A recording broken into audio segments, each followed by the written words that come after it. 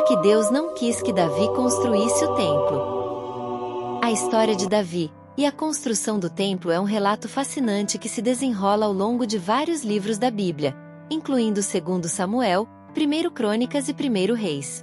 Para entender por que Deus não permitiu que Davi construísse o templo, é importante considerar tanto o contexto histórico quanto as razões específicas apresentadas nas Escrituras. Mas antes te convido a se inscrever no canal e deixar seu like, para que o YouTube mostre mais os nossos vídeos para o crescimento da Palavra de Deus.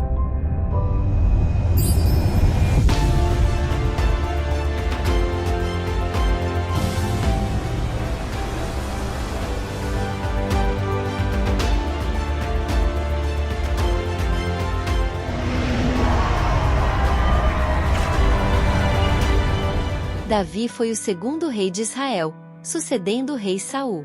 Ele é lembrado por sua coragem, devoção a Deus e habilidades como líder militar. Durante seu reinado, Davi unificou as tribos de Israel e estabeleceu Jerusalém como a capital do reino. Ele também trouxe a Arca da Aliança para Jerusalém, o que simbolizava a presença de Deus entre seu povo. Davi tinha um desejo ardente de construir um templo para o Senhor. Em 2 Samuel 7:1-2, lemos que, depois que o rei se estabeleceu em seu palácio e o Senhor lhe deu descanso de todos os seus inimigos ao redor, ele disse ao profeta Natã: "Aqui estou eu, morando num palácio de cedro, enquanto a arca de Deus permanece numa tenda." Davi sentia que era inadequado para a Arca da Aliança, um símbolo da presença divina, estar em uma simples tenda enquanto ele, o rei, morava em um palácio luxuoso. E com este desejo no coração, Deus respondeu a Davi. Inicialmente, o profeta Natã apoiou a ideia de Davi, mas naquela mesma noite, Deus falou a Natã e lhe deu uma mensagem para Davi. Em 2 Samuel 7:5-7, Deus disse: "Vai e diga a meu servo Davi: assim diz o Senhor, você construirá uma casa para eu morar? Não morei em nenhuma casa desde o dia em que tirei os israelitas do Egito até hoje.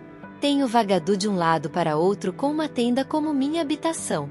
Por onde tenho acompanhado todos os israelitas, alguma vez perguntei a algum dos seus líderes a quem ordenei que pastoreassem Israel, o meu povo, por que vocês não me construíram um templo de cedro?" Deus então fez uma promessa extraordinária a Davi. Em vez de Davi construir um templo para Deus, Deus prometeu estabelecer a casa de Davi. Em 2 Samuel 7:11-16, Deus declarou: "O Senhor anuncia que construirá uma casa para você. Quando a sua vida chegar ao fim e você descansar com seus antepassados, escolherei um dos seus filhos para suceder-lhe, um dos seus próprios descendentes, e estabelecerei o reino dele. Será ele quem construirá um templo em honra ao meu nome, e eu firmarei o trono dele para sempre.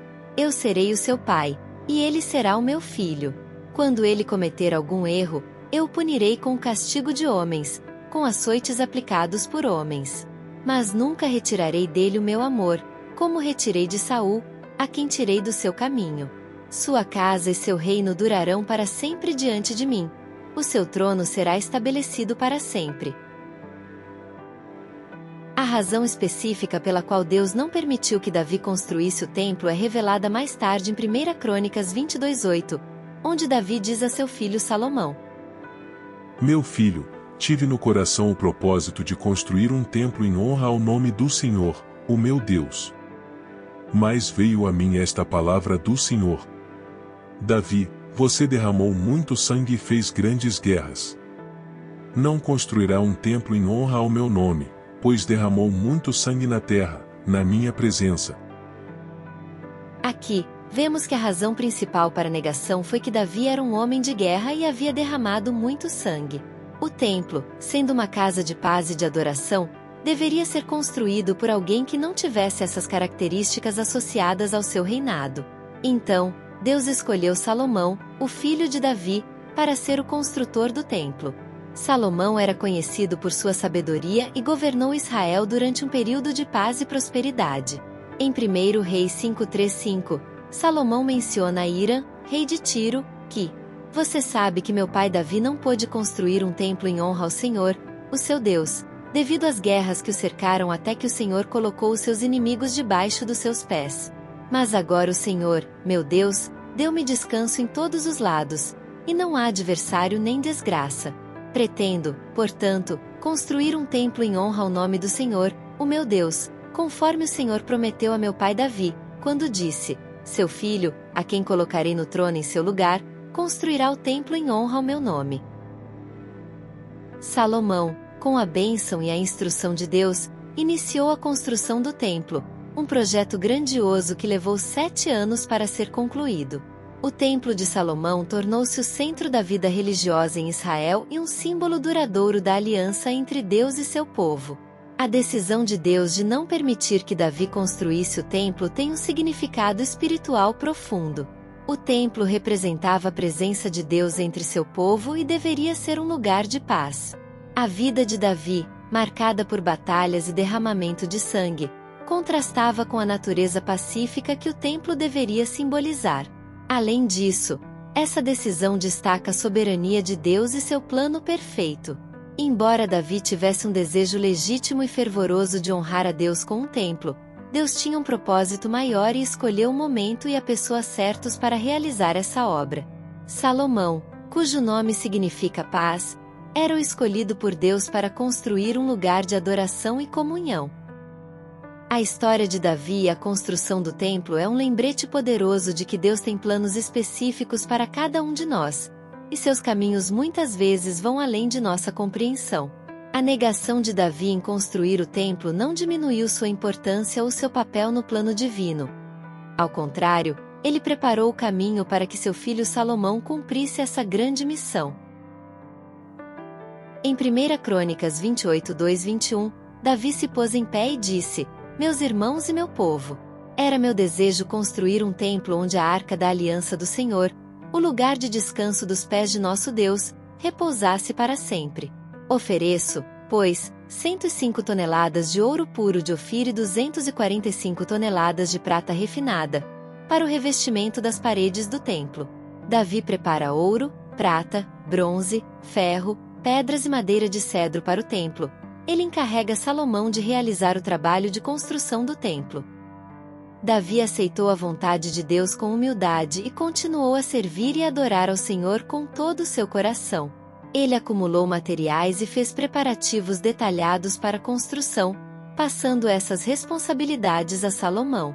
Esta história é uma lição de obediência, fé e a importância de confiar nos planos de Deus, mesmo quando eles não coincidem com nossos próprios desejos.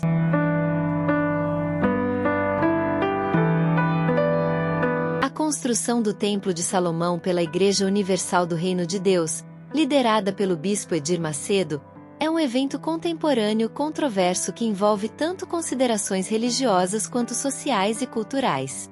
Para entender por que Deus pode ter permitido que o bispo Macedo construísse este templo, é importante considerar alguns fatores-chave, incluindo as motivações, os significados e os impactos dessa construção. A motivação por trás da construção do Templo de Salomão em São Paulo, no Brasil, parece estar enraizada em um desejo de recriar um símbolo bíblico significativo e proporcionar um local de adoração grandioso para todos os povos. A Igreja justificou a construção como um meio de reviver a fé e proporcionar um espaço sagrado que pudesse reunir os seguidores em uma experiência religiosa profunda e significativa. O Templo de Salomão original, descrito na Bíblia, foi um local de grande importância para os israelitas. Reconstruir um templo com o mesmo nome e design arquitetônico é, em grande parte, um ato simbólico que busca conectar os cristãos contemporâneos com a história bíblica. Esta conexão simbólica pode ser vista como uma forma de fortalecer a fé dos membros da Igreja, lembrando-lhes das promessas de Deus e de sua presença contínua. Do ponto de vista espiritual, a construção do Templo de Salomão pelo bispo pode ser vista como uma tentativa de oferecer um espaço onde os cristãos possam se reunir, orar e buscar orientação espiritual. Muitas pessoas que frequentam o templo relatam experiências de renovação da fé e cura espiritual. Para essas pessoas, o templo serve como um ponto focal de sua devoção e compromisso com Deus. No entanto, a construção do Templo de Salomão também gerou controvérsias e críticas. Alguns argumentam que os vastos recursos financeiros investidos na construção poderiam ter sido usados para ajudar os necessitados de outras maneiras. A questão de por que Deus permitiu que o bispo Macedo construísse o Templo de Salomão é complexa e pode ser vista de várias maneiras. Teologicamente, muitos acreditam que Deus permite que os seres humanos tomem decisões e realizem ações dentro do livre-arbítrio. A construção do templo pode ser vista como uma expressão do desejo humano de honrar a Deus e criar um espaço de adoração. Além disso, a permissão divina pode ser entendida no contexto da soberania de Deus, onde ele usa até mesmo ações imperfeitas e intenções humanas para realizar seus propósitos maiores. Assim como Deus permitiu a construção do templo por Salomão, ele pode permitir a construção de templos modernos como uma forma de alcançar as pessoas e proporcionar lugares de encontro espiritual. Independentemente das opiniões divergentes, o templo serve como um ponto de encontro espiritual para muitos cristãos e representa um esforço humano para conectar-se com a história bíblica e buscar a presença de Deus em suas vidas. A permissão divina para a construção pode ser entendida dentro do contexto do humano e da soberania de Deus, que utiliza diversas circunstâncias para cumprir seus propósitos maiores. Em última análise, a construção do templo por Salomão cumpriu a promessa de Deus a Davi e reforçou a aliança entre Deus e Israel, estabelecendo um lugar sagrado de adoração que duraria por gerações. De maneira semelhante, o Templo de Salomão construído pela Igreja Universal do Reino de Deus hoje busca ser um local onde os cristãos possam experimentar uma conexão profunda com Deus e fortalecer sua fé. Assim como o templo original foi um ponto central na vida religiosa de Israel, o novo templo almeja proporcionar um ambiente de adoração e comunhão para a comunidade de cristãos, perpetuando a tradição de criar lugares sagrados onde a presença de Deus possa ser sentida e celebrada. Deus abençoe a vida de todos que assistiram a este vídeo.